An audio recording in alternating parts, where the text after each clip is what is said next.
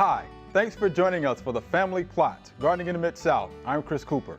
Winter cover crops are a great way to build up your garden soil in the winter. Also, boxwood shrubs are popular in the landscape.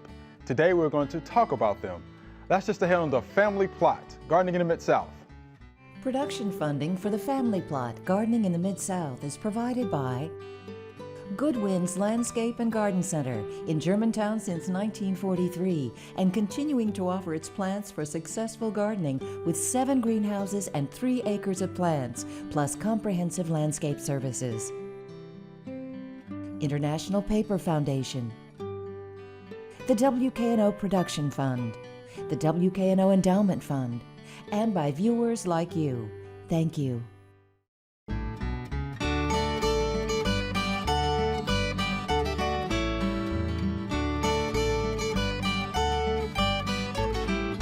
Welcome to the Family Plot. I'm Chris Cooper. Joining me today is Carl Wayne Hardeman. Mr. Carl is a master gardener right here in Shelby County. And Carol Reese is with us. Hey, Chris. Carol is an ornamental horticulture specialist with UT Extension. Thanks for joining us today. Well, thank you. We're going to talk cover crops. Cover and crops. I know you know a little bit about cover crops. I do. So let's start with this one. What are cover crops? Okay, well, you know, you could just say it's farming with no bare ground. Okay. I mean, you could say that, and essentially what you don't want in a garden is any bare ground. Sure. So then why do we need to plant the cover crop? Well, there's a lot of good reasons, and I'd kind of like to put it in context, and one is that we as gardeners and farmers, I think we have a responsibility to at least preserve the quality of our soil and improve it. And so there's a full range of practices called regenerative farming, of which cover crops is a part of it, to build soil health over time, which is important because we don't digest food, the microbes in our gut do, okay? So we want to eat healthy plants, and healthy plants don't digest food either. They, the microbes in the soil digest it and then grow into their roots and inject it in there. So, that's why if you have bare ground, there's nothing for the microbes to eat, and they die. And so that's another reason for having, so the reasons, you know, prevent or reduce soil erosion. And we all know, like Dr. John Bradley said one time, these farmers think that a beautifully plowed field is beautiful, right? Right. And it's out there doing soil and wind erosion, you know, so we want to prevent that. We want to reduce compaction by improving tilth. And essentially what we're trying to do is, there was a quote this morning by a friend of mine that said, it's not really how much rain you get, it's how much you keep. You know, so if you have a cover crop on there, you're retaining much more of the moisture. And if you look on the side of the road, how green all those plants and trees are, because they got good soil structure and all these things. And others, you're increasing soil health and fertility. And essentially, you're feeding the microbes in the soil. And that, and others, you're increasing soil structure, such as porosity. As this year's crops die, they leave little, the roots decompose, leaving little air and water channels, which is a good thing. That's good. And frankly, a lot of plants produce or scavenge nutrients. So what kind of cover crops, you know, can we use? Well, you know, just about anything. Like if you're, it depends on whether you're trying to do this in the summer or spring, fall, winter. Right now we're kind of talking about winter. Right. So something that grows during the winter. Things like greens, turnip greens, rutabagas, and so forth. My Hakurei turnips that grew all last winter, this spring, I'm still pulling them up. You know, they're still great big white turnips. Of course, we didn't have a winter. Annual ryegrass, winter wheat, and stuff like that. You know, when y'all were talking about, you know, last week about chickweed. How do you get chickweed? Well, it just depends on how, in the spring, how late can you wait before you start planting? Well, if you plant a good thick rye or winter wheat, it'll choke out the chickweed. So you can do it organically without spraying anything. You know, and Then, like I said, various grains, various legumes, clover, vetch, peas, even, I don't know if it'd be a cover crop, but I grew fava beans last winter. Fava beans like cold weather. So, Okay. So anyway, always trying something, right? Experimenting about something. Right? Hey, you're a master gardener. You got to do that. Everything's an experiment, no That's right. failures. That's right. And I guess somebody's probably thinking, hey, aren't some of these weeds that are out here considered to be cover crops? Why not? Yeah. That's what I feel Why can't like. they be? And I'd rather have chickweed there than bare ground. That's right. Because you just mentioned about the background. Land Institute, West Jackson, is growing grains in prairie grass that has 231 species of plants in there. That 230 of them are weeds. I see. There you go. It's soil How do you define diversity. a weed? Right. Yeah, That's right. That's right. A weed's something that's hard to pull up.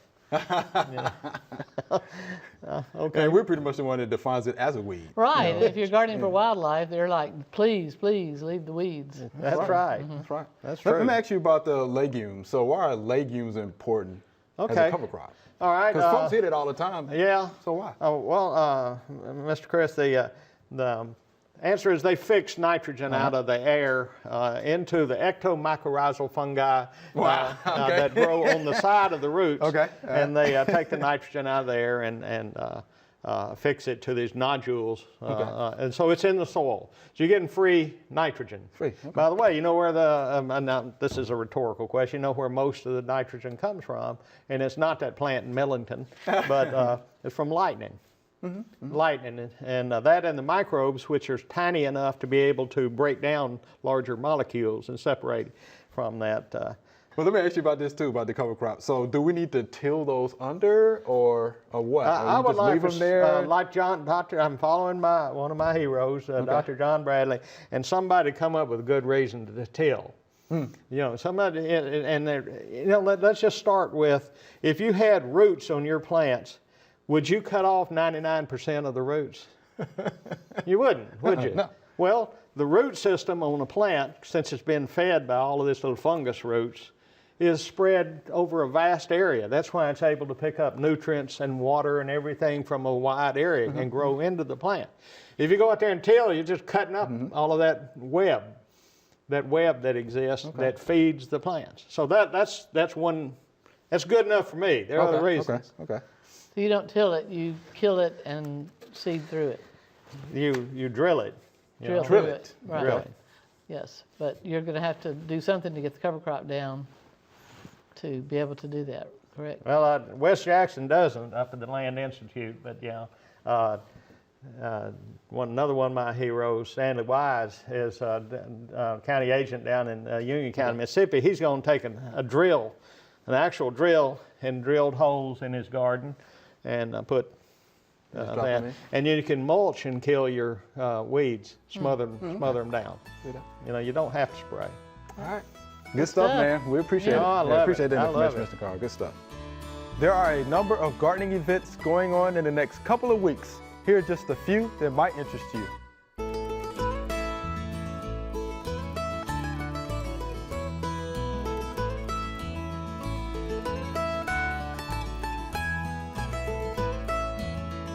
All right, Ms. Carroll, boxwoods. Before we start on that, singular or plural? Plural. I mean, the singular form of the word is plural. It's plural, okay. Yes. Boxwood. Uh-huh. Okay. I always wondered that because I think Dale might have mentioned that to me a couple of times. So, all right. So let's talk a little bit about boxwood. And you're also saying it properly boxwood. A lot of people just call it box, common box. Oh, it common really box, should be okay. written boxwood as one Boxwood. word. Okay. Yeah. All right. So let's talk about the cultivars.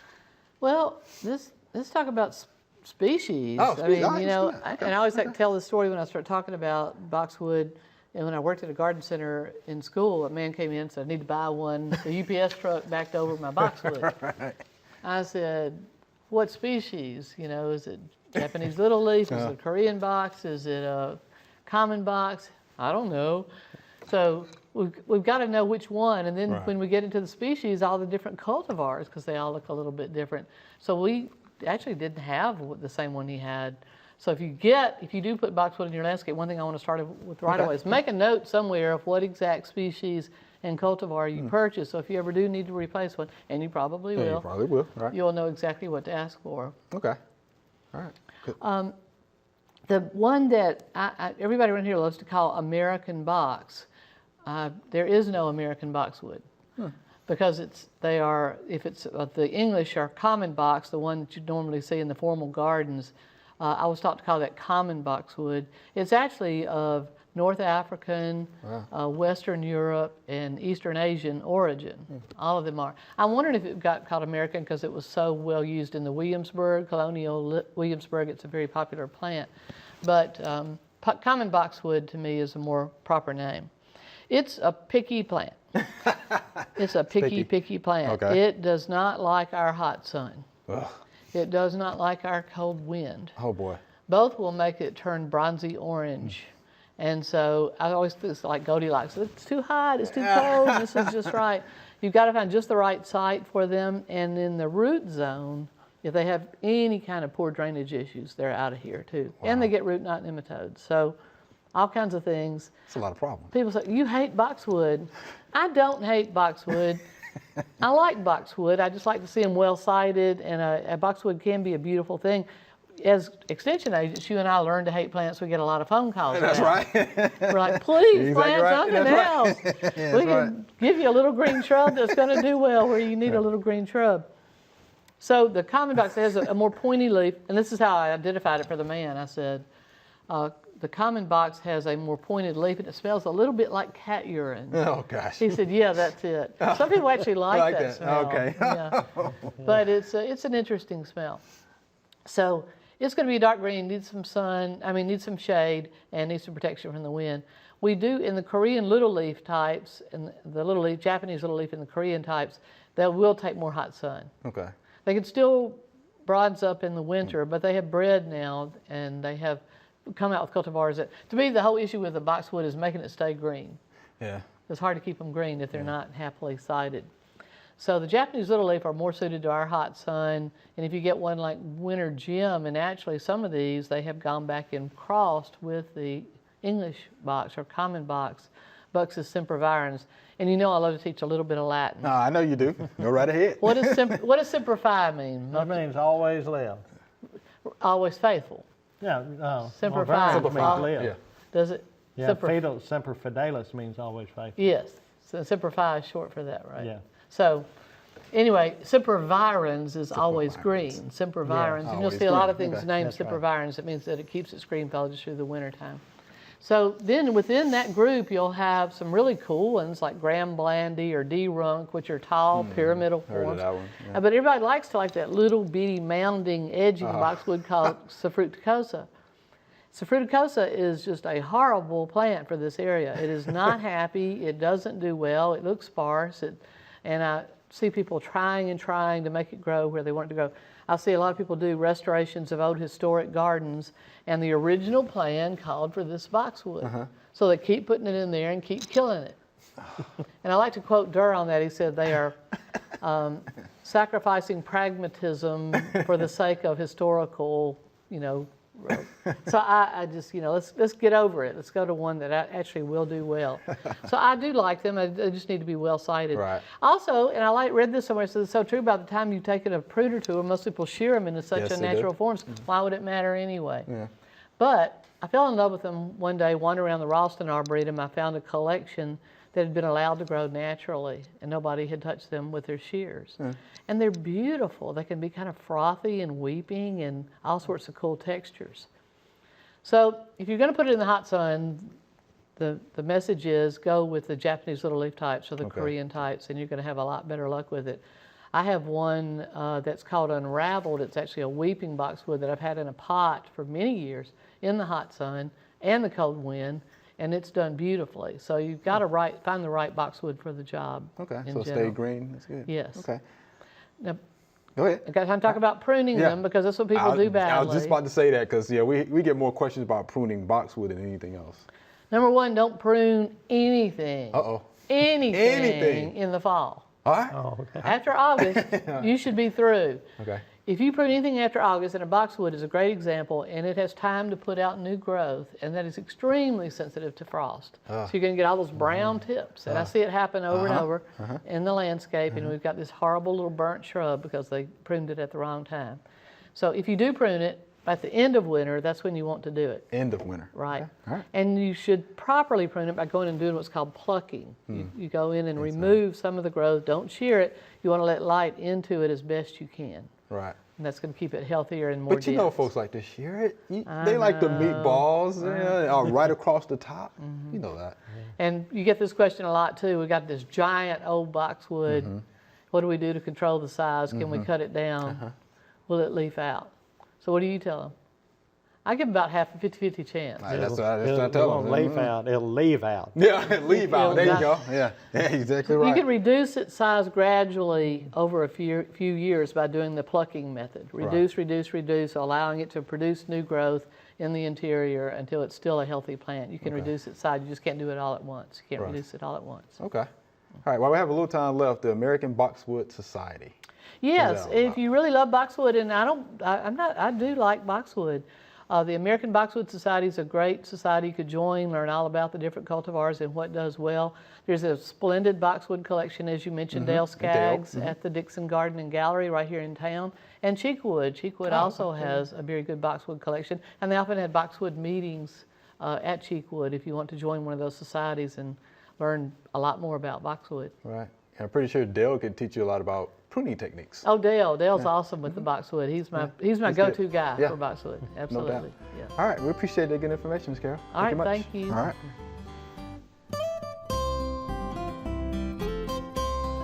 Not all bugs are bad.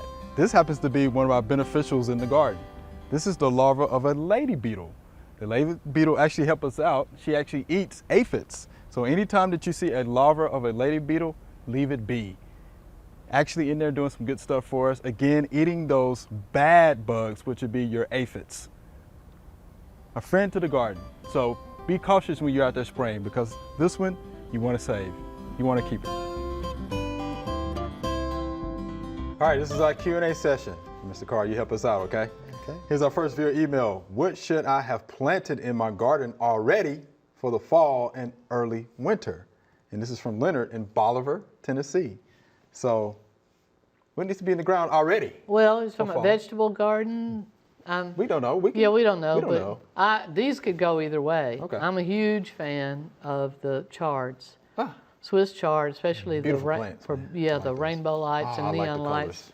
ruby colored, orange, yellow, golden, and they hold up very well to White even locust. hard freezes. okay. So don't get any of that flowering kale, those flowering cabbages. Once we have a good hard frost, they're They out of go. here. Right.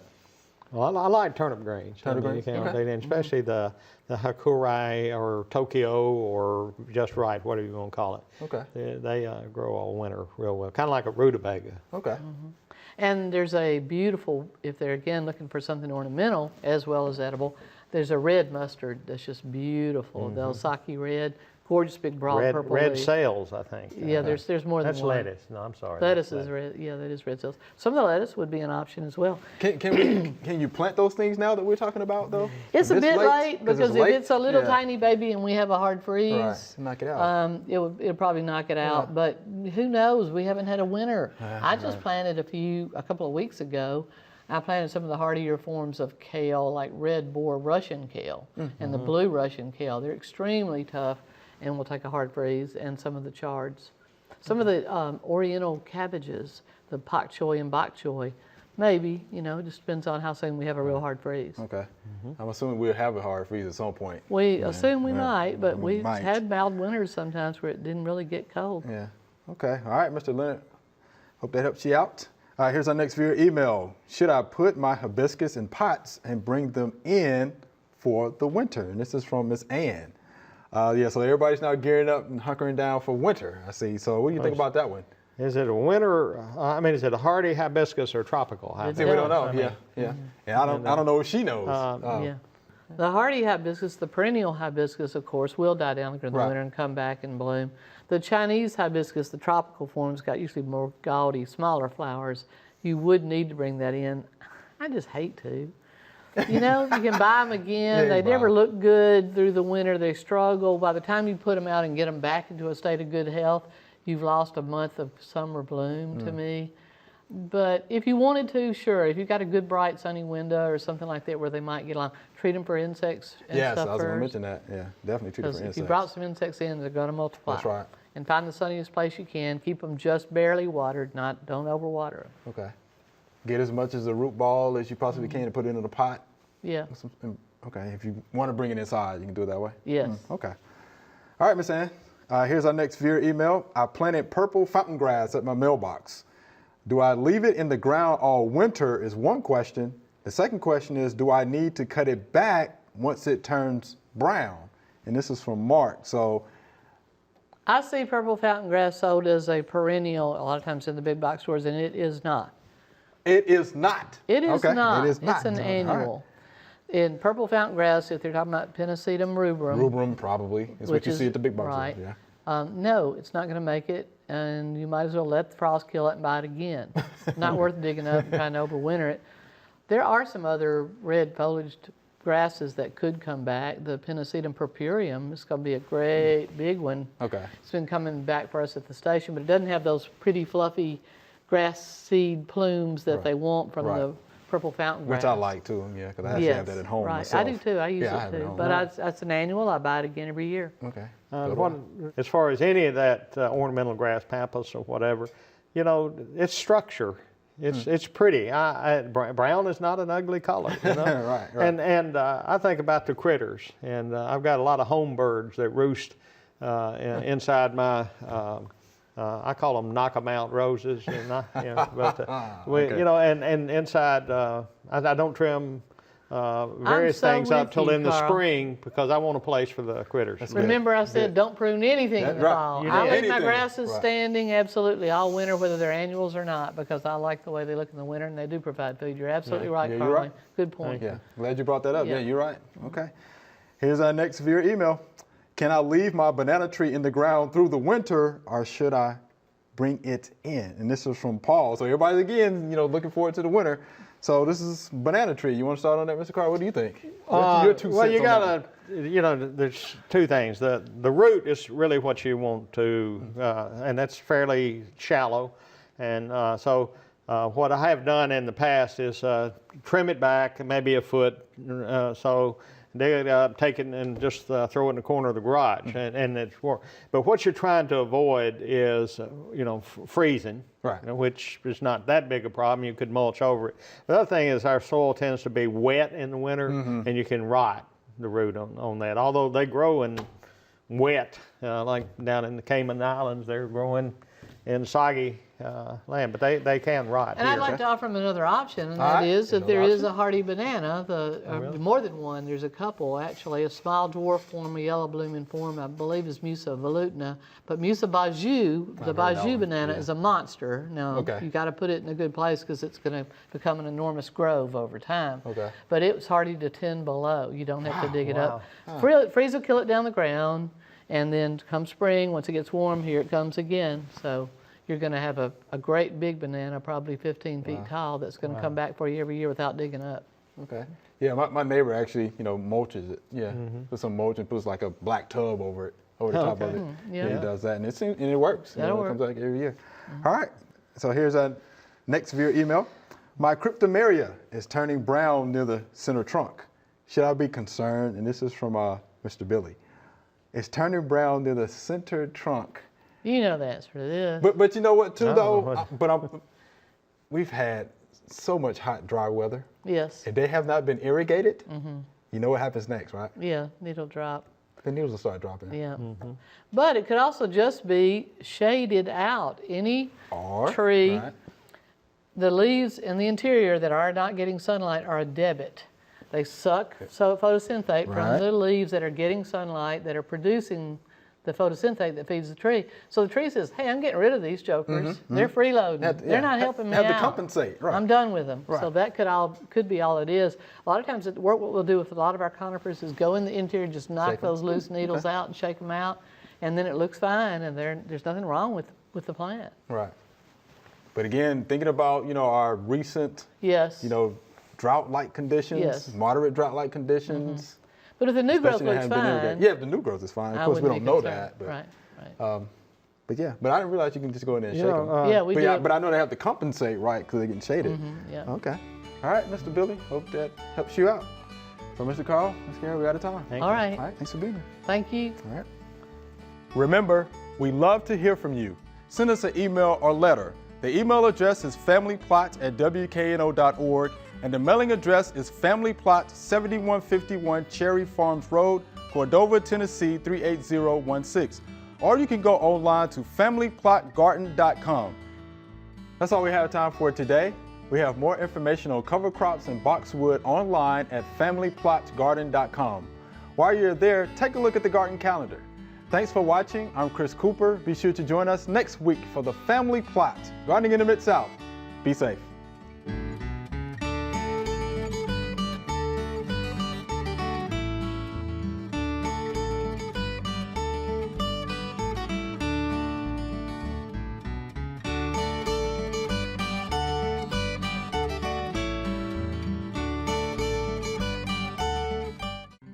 Production funding for the Family Plot, Gardening in the Mid-South is provided by Good Winds Landscape and Garden Center in Germantown since 1943 and continuing to offer its plants for successful gardening with 7 greenhouses and 3 acres of plants, plus comprehensive landscape services. International Paper Foundation, the WKNO Production Fund, the WKNO Endowment Fund, and by viewers like you. Thank you.